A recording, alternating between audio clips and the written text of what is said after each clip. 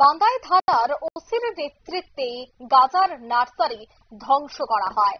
জানা যায় যে পুলিশ বিভিন্ন জায়গায় তল্লাশি চালায়, আর সেই তল্লাশি চলাকালীন কিন্তু দেখা যায় যে বেশ কিছু গাঁজা নার্সারি ভেঙে ফেলা হয়।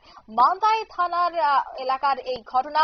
গাঁজা চাষ রাজ্যের বিভিন্ন জায়গায় অব্যাহত রয়েছে, ঠিক তেমনি মান্দাই থানার পাটলি এলাকাতেও কিন্তু গাঁজা চাষ চলছিল। তবে পুলিশ তা হদিশ পেয়ে সঙ্গে সঙ্গেই পুলিশ এবং টিএসআর এর জওয়ান অভিযান চালিয়ে গাঁজার নার্সারি ধ্বংস করে। তবে সেই বিষয়ে কি বলছেন ওসি শোনাবো।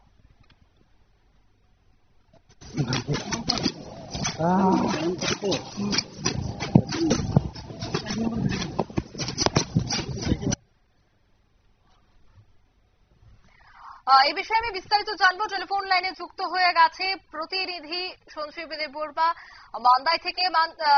সঞ্জীব, কি জানতে পারছো পুলিশের যে এই বিশাল অভিযান চলে আজ, কত টাকার নার্সারি গাছ ধ্বংস করা হয়েছে এবং কার জায়গায় তা চাষ করা হচ্ছিল, এই বিষয়গুলি কি জানা গেছে?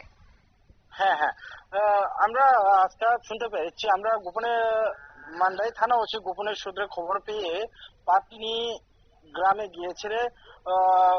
মোটামুটি 50,000 মতো গাঁজা নার্সারিকে ধ্বংস করা হয়েছে গোপনের সূত্র খবর পেয়ে। এমনি আনুমানিক এখান থেকে টাকার পরিমাণ হয়েছে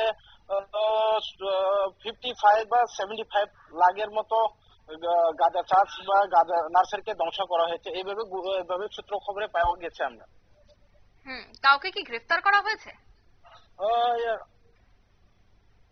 এখন পর্যন্ত কাউকে গ্রেফতার হয়নি।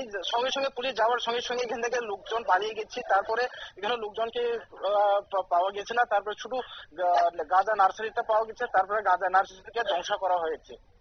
ধন্যবাদ।